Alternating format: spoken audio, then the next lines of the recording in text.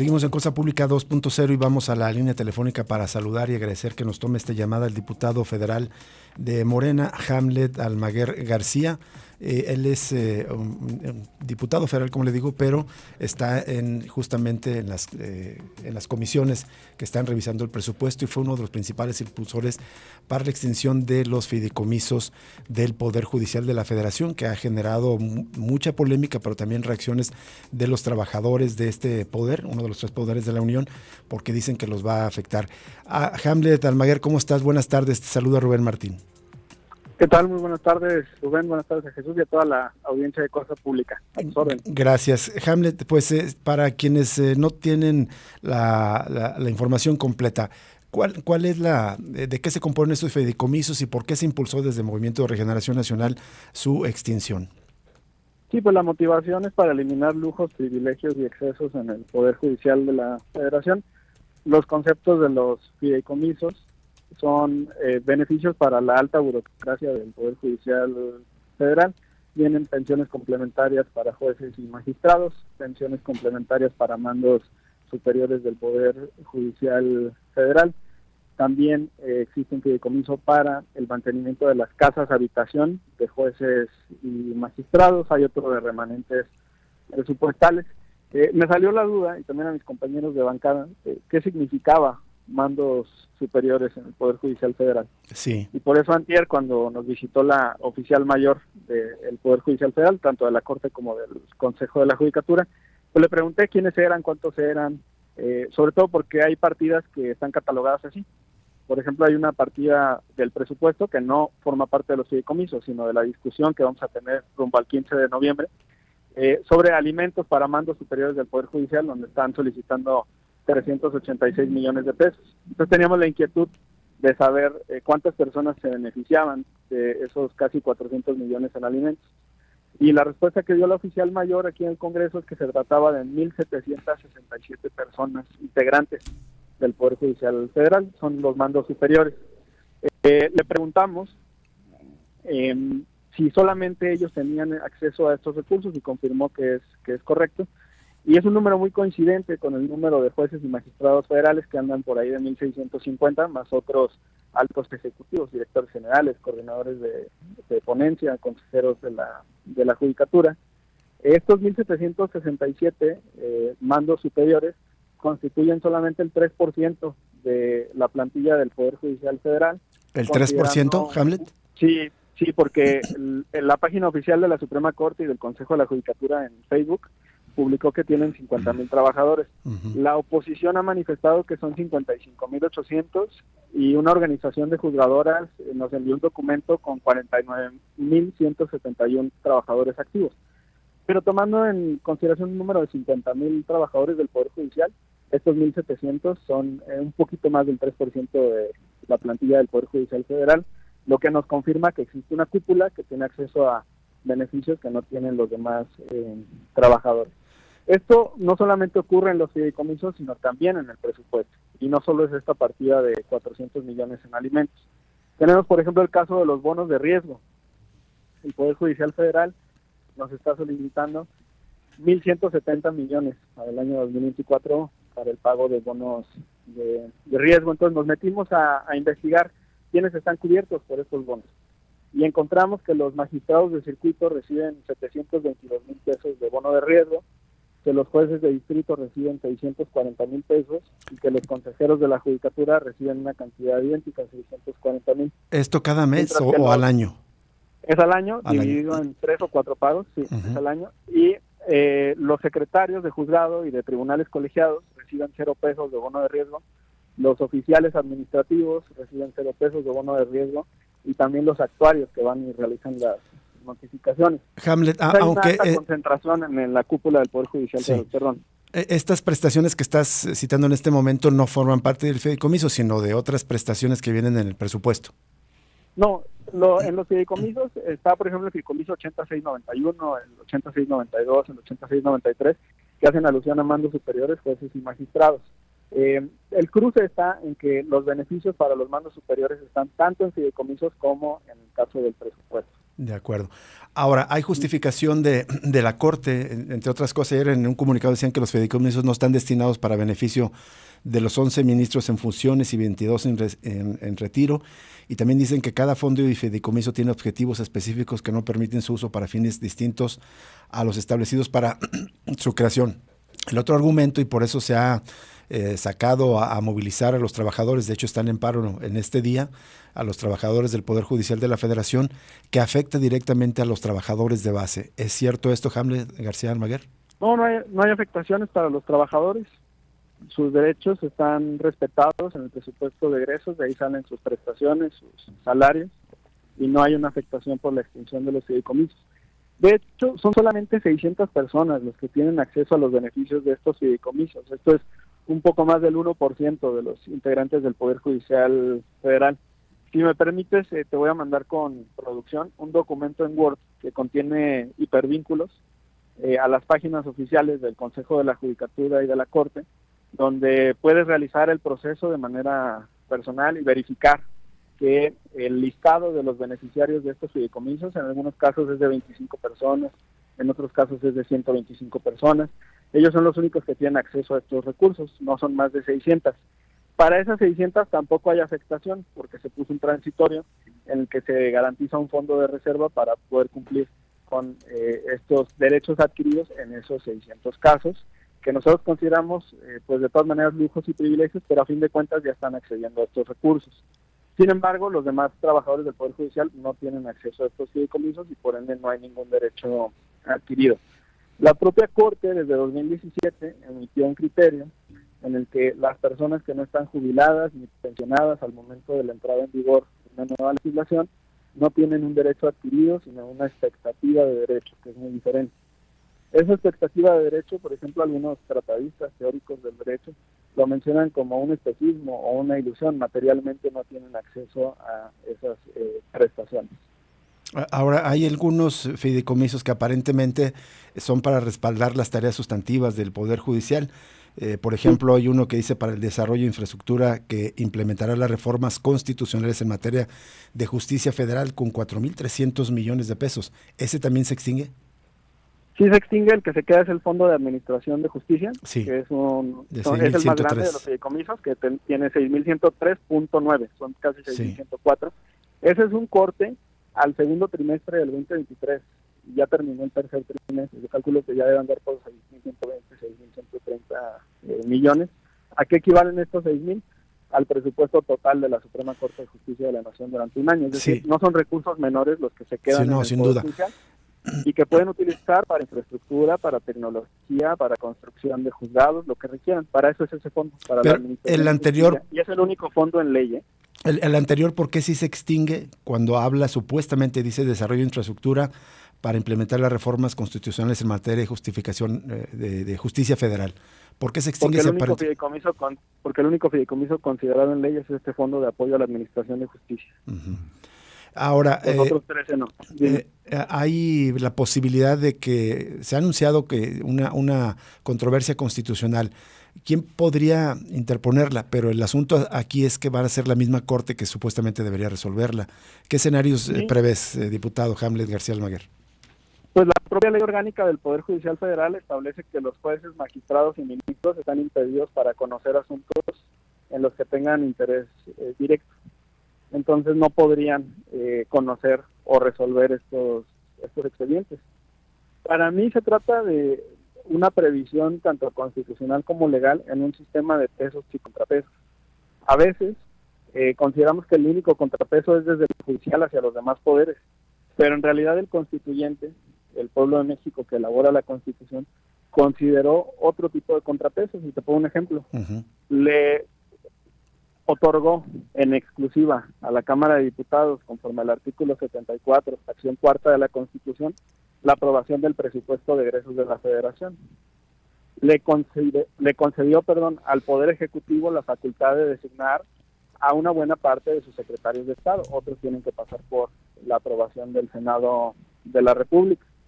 Y a los jueces y magistrados y ministros les concedió la facultad de control constitucional y de emitir resoluciones, salvo cuando tengan interés en especial en el asunto. Entonces, en una interpretación armónica, yo te diría que esa facultad no la tienen en casos de interés personal y por ende no podrían revisar estos asuntos.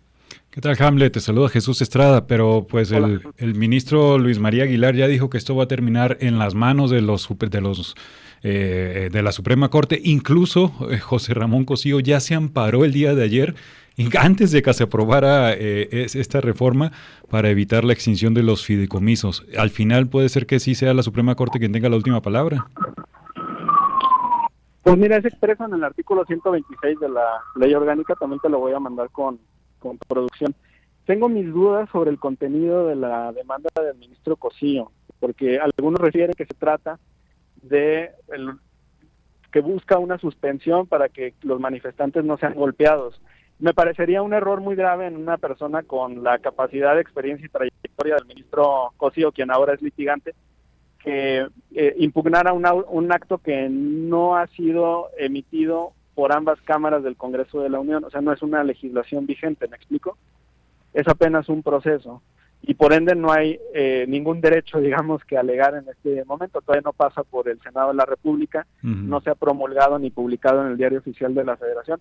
Existen innumerables precedentes de impugnaciones en contra de procesos legislativos cuando aún no terminan, y la realidad es que las normas rigen a partir de su entrada en vigor, no cuando todavía no nacen. Entonces no creo que el amparo sea en contra de la aprobación. Además quiero decirte que en el proceso fuimos muy cuidadosos, no votamos esto en fast track, se turnó a comisiones y ahí mismo en comisión de presupuestos solicité que no se votara al día siguiente en el pleno de la Cámara, que dejáramos 5 días para que la oposición pudiera estudiar el caso. Por eso se votó el martes pasado en comisiones y apenas ayer aquí en el pleno. Ayer, sí. Hanner, se extinguen 13 de 14 fideicomisos, entiendo, queda uno el que ya comentaste. Correcto. Son 15,000 millones de pesos aparentemente que pues se va a ahorrar con esta extinción de los fideicomisos. ¿Qué va a pasar con ese dinero? Entiendo que hay una propuesta para que se destine a casi 2 millones de niños como forma de becas, niños de escasos recursos, o que ya no regrese a la tesorería. ¿Cuál es el plan con esos fondos? Sí, aprobamos una reserva que, para conocimiento de la audiencia, es una propuesta de modificación cuando un dictamen ya está en el pleno, ¿ok? Y cuando está a punto de votarse, digamos que primero se votan los proyectos en comisión, suben al pleno y hay 2 etapas. Se vota en lo general y luego en lo particular. Lo particular significa que algún legislador pretende una modificación de un artículo del proyecto del dictamen.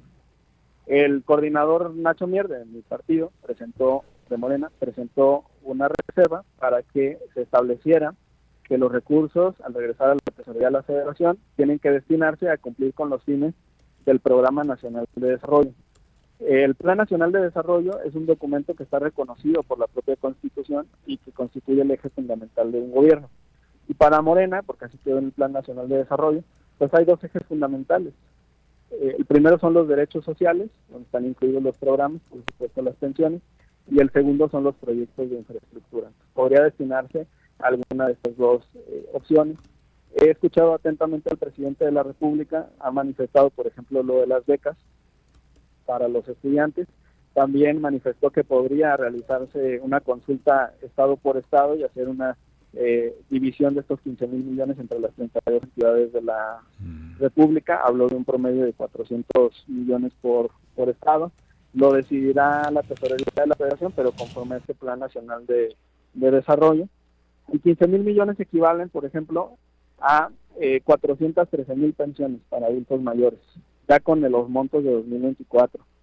O equivalen también a la aportación, a 3 veces la aportación que hizo el gobierno federal para la construcción de la presa El Zapotillo, que va a dotar de agua pues a nuestra querida ciudad de Guadalajara.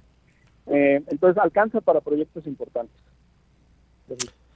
Hamlet, García Almaguer, hay en este debate polarizado, pues hay mucha, digamos, apoyo, mucho respaldo de una parte de la población, porque conoce los excesos, los sueldos de 700,000 pesos mensuales que tienen los ministros de la Corte y de otros integrantes del Poder Judicial, los diversos apoyos incluso para tener auto, para tener servidumbre, si mal no recuerdo, para modificar y mantenimiento de sus casas. Es decir, hay muchos abusos, me parece, de trabajadores de la alta burocracia del Poder Judicial que justificarían estos recortes, pero hay otra parte que más bien los detractores de la Cuarta Transformación lo ven como una venganza de Morena hacia el Poder Judicial, porque dicen que el Poder Judicial es el único que no se ha sometido a los deseos y proyectos del presidente.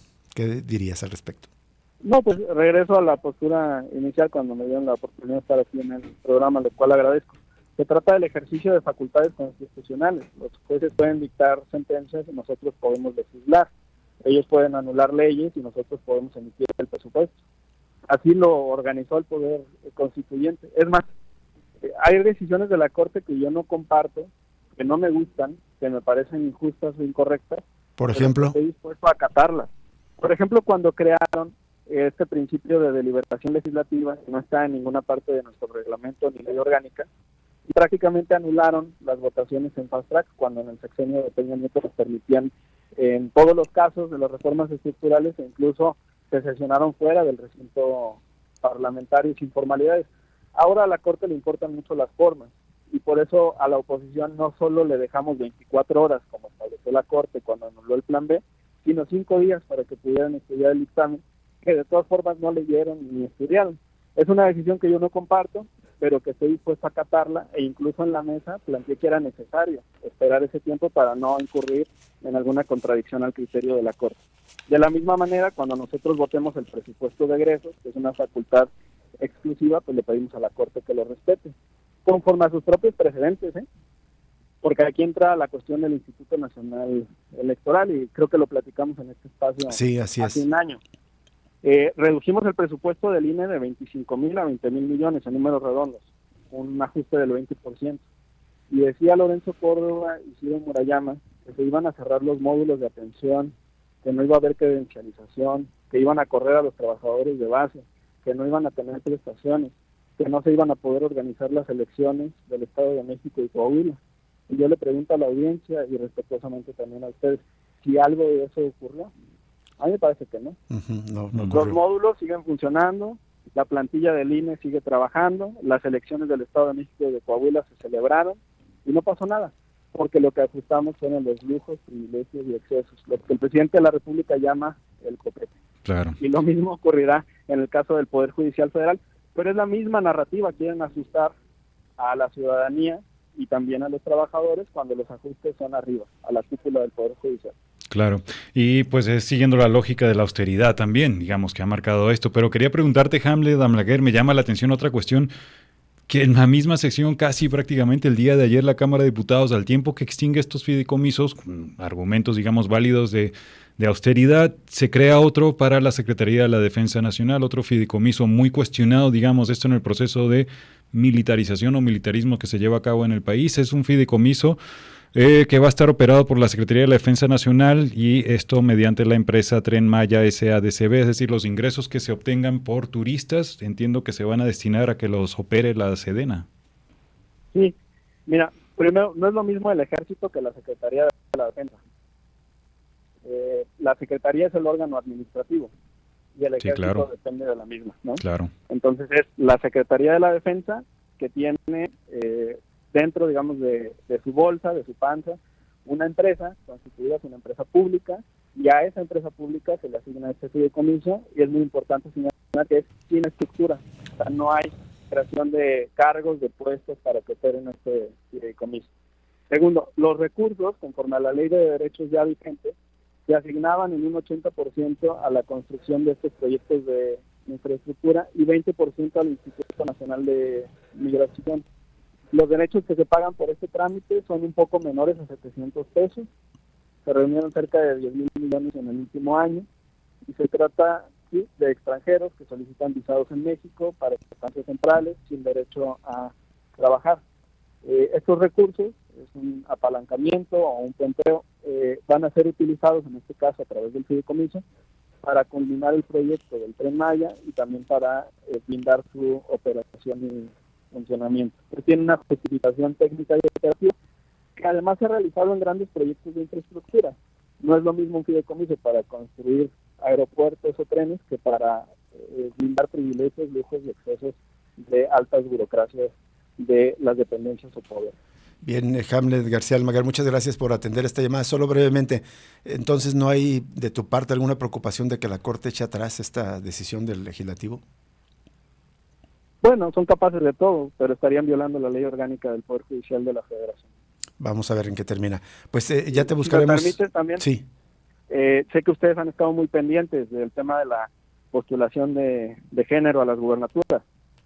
Incluso también lo hemos platicado en este espacio en otras ocasiones. Dame. Pues en este momento, sí. Vamos a hacer una cosa. Tenemos que ir a una pausa. Aguántanos un minuto y medio y hablamos de este tema, por favor. Ok. Gracias. Política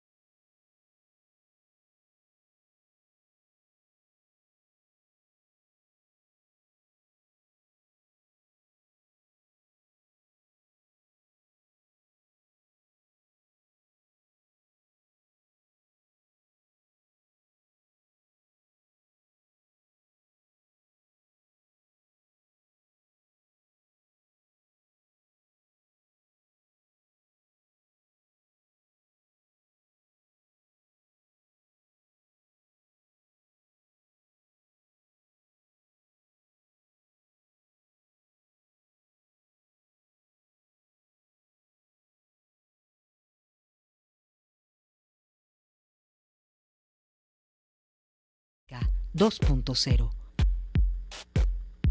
Regresamos.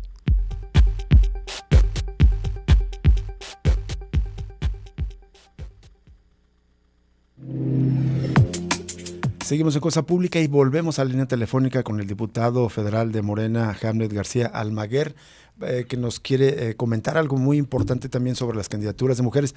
Solo, Hamlet, la verdad tenemos menos de 2 minutos, si pudieras en estos 2 minutos Sí. explicarnos.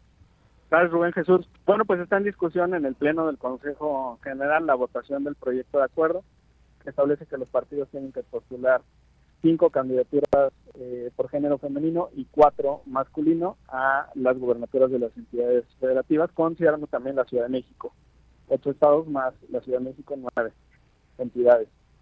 Obliga también el INE en este proyecto de acuerdo, si es que es aprobado en el Consejo General, a que los partidos políticos nacionales le notifiquen al instituto a través de sus direcciones ejecutivas a más tardar el 4 de noviembre cómo van a aplicar el principio de competitividad en la Ciudad de México, Jalisco y Yucatán, 14 de noviembre en Tabasco, 24 de noviembre en Guanajuato y Morelos, 24 de diciembre en Puebla, 1 de enero en Veracruz y 21 de enero en Chiapas. Este es un principio también de paridad sustantiva que se traduce en que los partidos no postulen mujeres exclusivamente en los estados donde tienen menos posibilidades de triunfo. Pero el instituto no está emitiendo una regla vertical, sino que le está dando la oportunidad a los partidos de que le hagan su propuesta interna de competitividad. Uh-huh. Para cada partido es muy clara. Por ejemplo, para Morena, los estados más competitivos son Tabasco, Chiapas y Veracruz. Para Movimiento Ciudadano, el único estado competitivo es Jalisco. Para el PAN, los 2 estados competitivos son Guanajuato y Yucatán. Entonces los partidos tienen que ofrecer cómo van a aplicar el principio de paridad en sus entidades competitivas. ¿Eso quiere decir que en Jalisco probablemente se exija una candidatura femenina de mujer? Sí, porque el bloque de competitividad de Movimiento Ciudadano es de una sola gubernatura. Eso es. Obtuvo más del 40% en 2018 y las entidades que le siguen están debajo de un dígito. Muy bien. Hamlet, De 10%. Hamlet García Almaguer, te agradecemos que nos hayas tomado esta llamada y hablar de estos asuntos tan relevantes y seguimos en contacto contigo más adelante. Muchas gracias. Buenas tardes. Saludos a la audiencia. Igualmente para Gracias. ti, el diputado de Morena. Ya nos vamos, no nos da tiempo de compartir, pero hay noticias importantes porque ya hubo un acuerdo para que Israel va a permitir que a través de Egipto, es decir, en la frontera sur de Gaza, de la franja de Gaza que colinda con Egipto, por ahí llegue la ayuda humanitaria. Ya se les compartimos en redes sociales esta nota y también pues la alerta de la OMC. La OMC dice que ya está lista para llevar suministros, pero también los médicos desde interior de Gaza dicen que ya no tienen, están faltando muchísimos suministros. Sigue la crisis humanitaria allá en Palestina, en la franja de Gaza. Nos vamos, lo invitamos a permanecer en sintonía de Radio Universidad de Guadalajara y mañana lo invitamos a que nos acompañe nuevamente en otro análisis crítico de la realidad aquí en Cosa Pública 2.0. Hasta mañana, gracias. Hasta luego.